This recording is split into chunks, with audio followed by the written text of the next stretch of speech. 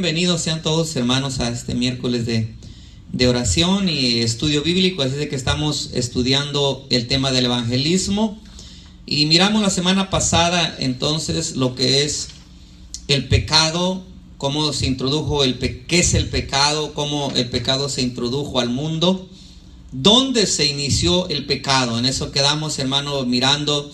Vimos el miércoles pasado dónde se inició el pecado. Y así de que vamos a recordar esa cita para luego después empezar con el tema. Dice aquí entonces el estudio que estamos desarrollando, dice, ¿dónde se inició el pecado? Es una pregunta. ¿Dónde se inició el pecado? Desconocemos realmente en dónde se originó el pecado. Las escrituras señalan que existía aún antes de la formación de Adán. Cuando Luzbel se encontraba en el huerto de Dios, dice la Biblia, ¿verdad? En la versión de las Américas, que a causa de la abundancia de tu comercio, llenaron tu interior de violencia, y ahí fue donde se reveló el ángel de luz, Luzbel, y de ahí dice que hasta que perfecto eran todos sus caminos, hasta que se encontró en él maldad. ¿Dónde se originó la maldad? ¿Cuándo estaba la maldad? No sabemos, pero sí sabemos que ahí llegó y tocó a este ser y se rebeló contra Dios, quiso ser semejante a Dios y dijo, subiré, haré mi trono por encima del Altísimo, seré semejante al Altísimo. Y entonces ahí es donde lo destronaron o mandaron para la tierra. Entonces ahí es la primera vez que se habla del pecado, de dónde se inició el pecado, y eso está en Ezequiel 28:16. También no lo vamos a ver porque es bastante, pero también miramos el pasaje de Primera de Juan 3:8, ese sí lo vamos a mirar, Primera de Juan 3:8, y ya de ahí seguimos con el tema de hoy. Dice, vamos a ver desde el 4. Todo aquel que comete pecado, dice la palabra del Señor, en nombre del Padre, del Hijo y del Espíritu Santo, dice, todo aquel que comete pecado infringe también la ley, pues el pecado es infracción de la ley. Y sabéis que Él apareció para quitar nuestros pecados, y no hay pecado en Él. Todo aquel que permanece en Él no peca. Todo aquel que peca no le ha visto ni le ha conocido. Hijitos, nadie os engañe. El que hace justicia es justo como Él es justo. El que practica el pecado es del diablo, porque el diablo peca desde el principio. Entonces ahí estamos viendo, se relaciona este versículo con el de Ezequiel 28. Porque el diablo peca desde el principio. Para esto apareció el Hijo de Dios, para deshacer las obras del diablo. Todo aquel que nació de Dios no practica, mi hermano, por eso ahí está la diferencia. El que practica, porque nosotros podemos pecar. Bueno, ahorita hablamos de eso. Dice, todo aquel que es nacido de Dios no practica. Una cosa, le vuelvo a repetir, es de que un cristiano cometa una falta, cometa un pecado, pero no pecado escandaloso, sino que tenga un mal pensamiento, que ya oyó algo que no debía, o quizás una palabra que no debía, qué sé yo, pero hermano, son faltas, se descuidó, pero no lo está practicando. Pues ese es el meollo de todo el asunto. Por eso dice, todo aquel que es nacido de Dios no practica el pecado, porque la simiente de Dios permanece en él y no puede pecar, porque es nacido de Dios. En esto se manifiestan los hijos de Dios y los hijos del diablo. Todo aquel que no hace justicia y que no ama a su hermano no es de Dios. Bueno, hasta ahí. Entonces, fíjese, hermano, la cosa aquí, ¿verdad? De que está diciendo de que el Hijo de Dios, el que es nacido de nuevo, no practica. Siempre hemos hablado de eso, de que una cosa es de que el pecado te alcance y otra cosa es de que la persona vaya corriendo tras del pecado, ¿verdad? Es muy diferente, hermano. El cristiano se puede descuidar, cualquiera puede caer. Por eso la Biblia dice que el que esté firme, mire que no caiga. Porque han caído grandes evangelistas, han caído grandes predicadores. Y si nos vamos a la Biblia, cayó el más ungido que fue David, cayó el más sabio que es Salomón. Muchos hermanos grandes de la Biblia cayeron porque se descuidaron. Y como todos sabemos, lo que tenemos que hacer es lo que hizo José, huir. Porque no podemos, hermanos, ser tan sabios como Salomón, no podemos ser tan ungidos como David como para no pecar. Entonces aquí el que se descuida peca, hermano, pero no practica el pecado. Esa es una grande diferencia abismal de aquel que puede caer en pecado, que no debería, pues, ¿verdad? Porque ya cuando lo alcanza el pecado, pues ni modo, lo que tiene que hacer es pedir misericordia, pedir perdón, hermanos, sacudirse y seguir adelante. No se va a quedar ahí caído, ¿verdad que no? No, aquí es, hermano, es una lucha constante. Y si un soldado es herido, pues en el nombre de Jesús levantarlo y vamos a seguirlo, porque la batalla sigue. Se puede perder una batalla, pero no la guerra. Entonces en esta lucha, en esta batalla contra el pecado, hermanos amados, cualquiera que se descuide puede caer. Nadie puede decir que no puede caer, porque, hermanos, la carne es carne, ¿verdad? Pero le vuelvo a repetir, no puede practicarlo. No puede pecar. La expresión de no puede pecar en hebreo, que es haramartano, implica una acción continua.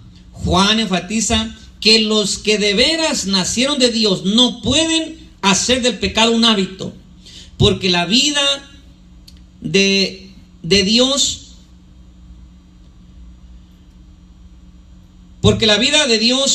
no puede existir en aquellos que están viviendo en continuo pecado. No puede. El nuevo nacimiento produce la vida espiritual que resulta en una relación siempre presente con Dios. En esta carta, cada vez que Juan se refiere al nuevo nacimiento, emplea el tiempo perfecto del griego para resaltar la relación continua y sostenida que comenzó con el nuevo nacimiento. Esto habla de una regeneración. Es una imposibilidad espiritual que alguien tenga la vida de Dios y siga pecando. No, es imposible que alguien que tiene el Espíritu Santo y que ha recibido una regeneración de parte de Dios, que siga practicando el pecado. No puede, hermano, porque luego el Espíritu Santo te redarguye, te sientes mal, y rápido trata de restaurarse, de buscar ayuda, y es que porque ya no puede seguir pecando. Y cuando peca, el apóstol Pablo decía, si peco ya no soy yo, sino la naturaleza que está en mí, pero yo no quiero pecar. O sea, yo no soy pecador, tengo pecado en mí que me obliga muchas veces a pecar, pero yo no quiero pecar. Espiritualmente yo no quiero pecar, decía el apóstol Pablo. A veces los creyentes pueden caer de las altas normas de Dios, pero no continúan en pecado. Lo que guarda a los fieles del pecado es entonces la simiente de Dios que está en ellos, es decir, la vida, el espíritu y la naturaleza de Dios viviendo en ellos. Por eso es de que el que es en verdad nacido de nuevo no puede andar peque, no puede, porque la simiente de Dios está en él.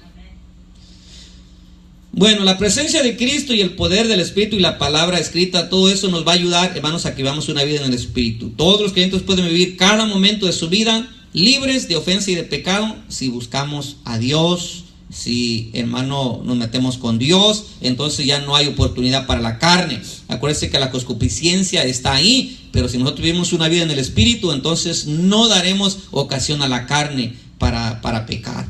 Seguimos entonces, dice: cuando Dios creó al hombre, lo colocó en el huerto del Edén con una doble finalidad. Uno, cultivar el huerto, y la segunda, cuidarlo. Adán, habiéndose descuidado, por eso es de que no nos debemos descuidar. En esta vida tenemos que andar con los ojos bien abiertos, porque el enemigo nos puede atacar por cualquier lado, cuando menos lo esperemos, y ahí es donde entonces puede el cristiano pecar. Se descuidó. Entonces Adán dio lugar para que el enemigo, por medio de la serpiente, lo hiciera pecar.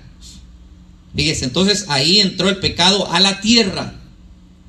Pero acuérdense, primero se dice que se originó, o mejor dicho, se mencionó allá con Luzbel, y luego viene y lo traen a la tierra. El pecado es importado, pues, ¿verdad? Y viene y lo meten a la tierra con Adán, y el pecado entró al mundo por medio entonces de Adán, y por medio de Adán el pecado se transmitió a todos los hombres. Por eso es que el hombre ahora nace y nace ya pecador. En cuanto se empiezan a desarrollar sus sentidos, el niño empieza a hacer cositas, travesuras, a robarse cositas, porque ya trae el pecado original que le fue, se puede decir, hermano, transmitido o también heredado por Adán. Vamos a leerlo, está en Romanos capítulo 5, rápidamente, ya que aquí hay mucho versículo.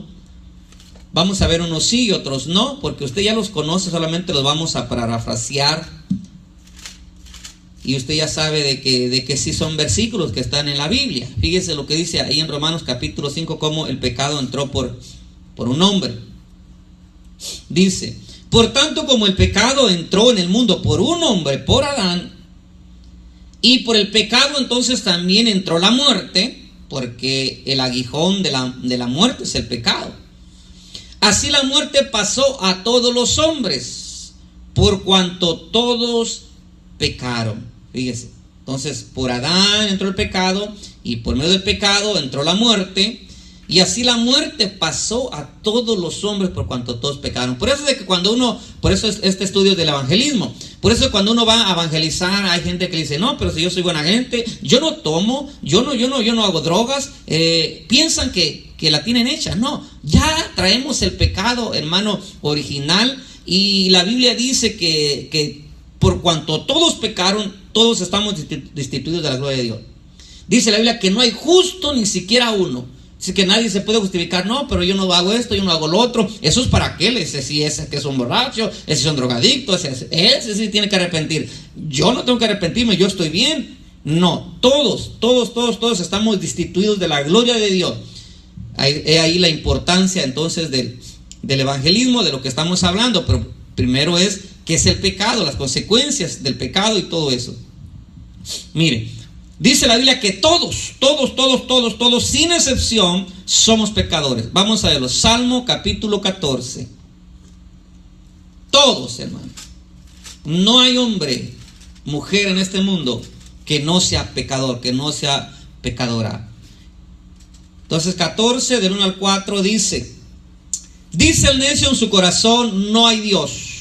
Se han corrompido. Oiga, se han corrompido. Hacen obras abominables. No hay quien haga el bien. Por eso la Biblia dice que no hay bueno ni a uno solo. Pues para que nadie se la dé de bueno, que yo soy buena persona. No, la Biblia dice que no hay nadie que sea bueno. No hay nadie quien haga el bien. Todos dentro del corazón tenemos maldad, hermano. Lo que pasa es de que mientras no nos hace nada, mientras no nos dice nada, somos muy buenas personas. No, ahí no se da uno a ver en realidad lo que es. Se va a dar uno a dar a ver cuando le hagan algo a uno, y entonces ahí, si de veras uno reacciona de una manera buena, entonces se da cuenta que sí hay algo bueno en su corazón. Pero todos somos malos de una u otra manera. No hay quien haga el bien, dice. Dice que Jehová miró desde los cielos. Oiga, Dios miró para abajo, sobre los hijos de los hombres, para ver si había algún entendido que buscara a Dios. Todos se desviaron, oiga, todos se desviaron, a una se han corrompido. No hay quien haga lo bueno, no hay ni siquiera uno. No tienen discernimiento todos los que hacen iniquidad, que devoran a mi pueblo como si comiesen pan, y a Jehová no invocan. Entonces todos nos corrompimos, todos nos desviamos, todos tenemos maldad. Todos, hermano, pues estamos destituidos de la gloria de Dios. Por eso es que necesitamos recibir a Cristo. Necesitamos creer en Cristo. Necesitamos la salvación que solamente está en Cristo Jesús. Y eso es lo que nosotros vamos y le decimos a la gente: usted necesita a Cristo porque usted es pecador. Y si usted no se arrepiente, pues usted se va a perder. Necesita arrepentirse, aceptar a Cristo, para que por medio de Cristo usted sea salvo. Y ese es el mensaje de las buenas nuevas de salvación para el perdido. Vamos a otro versículo, Eclesiastés 7. Eclesiastés capítulo 7. Vamos allá a verlo rápidamente, para que veamos cómo está el hombre. La humanidad, mejor dicho.